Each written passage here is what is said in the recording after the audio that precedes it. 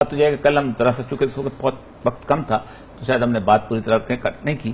میں نے پہلے ایک آپ کو بتایا تھا کہ بنیادی طور پر اللہ تبارک و تعالیٰ نے اس کو صرف خالصتاً جنگ کے دوران اس ساری سچویشن کو دیکھا ہے, اور جنگ کے دوران ہمارا جو ایٹیچیوڈ ہو جاتا ہے وہ آج بھی, یعنی وہاں سے لے کے چل کے آج 14 سال سے بعد بھی آج بھی سب سے بڑی جو ٹرانسپورٹیشن عورتوں کی ہوئی ہے وہ عراق سے شرجی مارکیٹ سے ہوئی تھی, جو آج پورے یورپ میں پھیلی ہوئی ہے کہ طوائفیں بن رہی ہیں, کوئی کہاں سے کہیں ٹرانسپورٹ ہو رہی ہیں.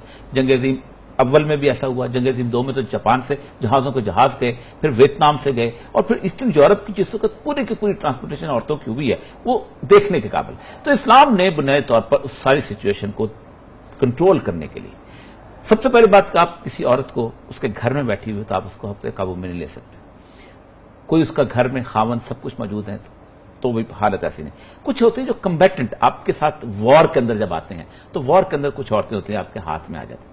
اب اسلامی سوسائٹی میں کوئی ہیرا منڈی تو ہے نہیں کہ عورت وہاں چلے جائے, یہ کوئی اور اس طرح کے یورپ نے بنائے ہوئے ہیں اس طرح کے تو ہے نہیں.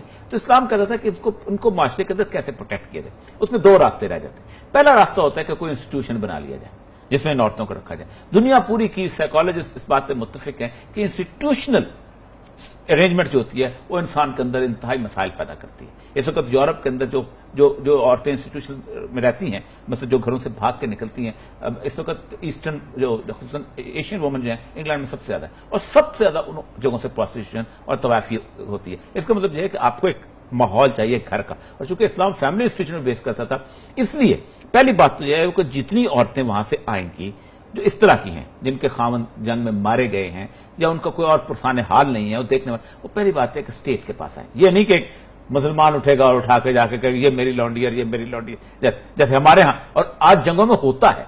کبھی کبھی فلمیں دیکھیں نا, کبھی ہیلن اور ٹرائے دیکھیں نا, جیسے وہ ٹرائے میں گھسے ہیں اور پھر انہوں نے جو گھروں کے اندر جو لوٹ مار کی ہے, جنگ کے اندر آگ نہیں لگائی جا سکتی, اس کو کاٹن یا درخت نہیں کاٹا جا سکتا. اور صاحب کو پتا ہے کچھ اینتھروپولوجسٹ کی یہ بھی رائے ہے کہ ہمارے ہاں جو شادی پہ رسم ہے کہ دلہا دلہن کو اٹھا کر لے کے آئے گا, یہ بھی اسی دور کی یادگار ہے جب کیپچر کیا جاتا تھا خواتین کو. ہمارے ہاں بالکل نہیں, ٹھیک ہے, نہ یہاں پر انڈیا میں بھی نہیں ہے, ایون مسلمانوں کے اندر بھی نہیں ہے. ٹھیک, اچھا مسلمانوں کے اندر تو شادی کا میں اس پہ ڈسکس کروں گا بعد میں, لیکن اصل مسئلہ یہ ہے کہ اب وہ آئیں گے, اب اس کے حساب سے جو حاکم وقت ہے, جو اسٹیٹ ہے, وہ اس کو گھروں کے حساب سے تقسیم کریں گے. اب اس میں جو شرائط ہے, میں حیران ہوتا ہوں, کمپیرزن کریں, جس اللہ تبارک تعالیٰ نے آپ کو نکاح کا حق دیا ہے اس اللہ تبارک تعالیٰ نے آپ کو لانڈی رکھنے کا حق دیا ہے, لیکن اس کے ساتھ ساتھ شرائط وہی لگائی ہیں جو نکاح کی ہیں. مثلا سب سے پہلی بات ہے کہ ازواج تعلقات قائم کر سکتا ہے اور اس کو محسن کر, مطلب میں اگر یا آپ یا کوئی بھی شادی شدہ مرد اگر اس کے موجودگی میں زنا کرتا ہے تو سنسار ہوتا ہے. اس طرح جیسی لانڈی ہے وہ بھی اگر کسی اور جگہ جائے گا زنا کرے گا تو سنسار ہوگا. یہ کس نے کہا ہے؟ کتاب النکاح امام مالک, ٹھیک ہے, امام مالک کی کتاب النکاح کے اندر. اس کے بعد اس کی بیوی سے جو اولاد ہے وہ خاوند کی وارث ہوتی ہے, لانڈی سے جو اولاد ہے وہ خاوند کی وارث ہوتی ہے. اس کے بعد بیوی کی تمام ضروریات کا خیال.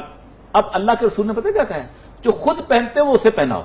میں اگر موچیانے کا جوتا پہنتا ہوں تو اس کو بھی موچیانے کا جوتا لینا پڑے گا. میں نے اگر ارمانی کی گھڑی پہنی ہو تو اس کو بھی ارمانی کی گھڑی لے کے دینی پڑے گی. میری بیوی اگر ماریا بی کا سوٹ لیتی ہے تو اس کو بھی ماریا بی.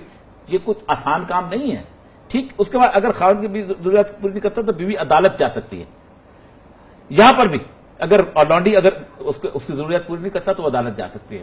اس کی فکر کے معاملے اگر وہ خاوند سے مطمئن نہیں تو خلا لے سکتی ہے. یہہ مکاتبت کا تصور دیا ہے کہ اگر لانڈی مطمئن نہیں تو خلا لے سکتی ہے. میں مکمل کر لوں, میں مکمل کر لوں, اس لیے کہ ایسا ایشو ہے کہ بہت سیریس ایشو ہے.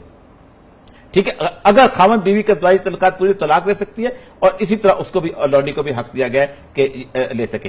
اچھا, شادی شدہ ہے اور اس سے پہلے خاوند سے لیت کی ہو گئی ہے تو کسی طور پر استبراء کا کانسیپٹ دیا ہے کہ وہ بھی وہاں جا سکتے. اس کے بعد کسی خاتون سے شادی, اب یہ کمال کی بات, اگر آپ کی خاوند آپ بیوی ہے تو آپ اس کی ماں سے, اس کی پھوپھی سے, اس کی بہن سے, اس کی خالہ سے, یہ آپ کے حرم اس میں شامل ہو جاتے ہیں, یعنی محرمات میں شامل. لانڈی کی ماں بھی, لانڈی کی بہن بھی, لانڈی کی خالہ بھی, لانڈی کی پھوپھی بھی, آپ ان سے نکاح, یعنی ان کی لانڈی کی ماں تو مستقل طور پر, یعنی وہ اسٹیٹس ہے کہ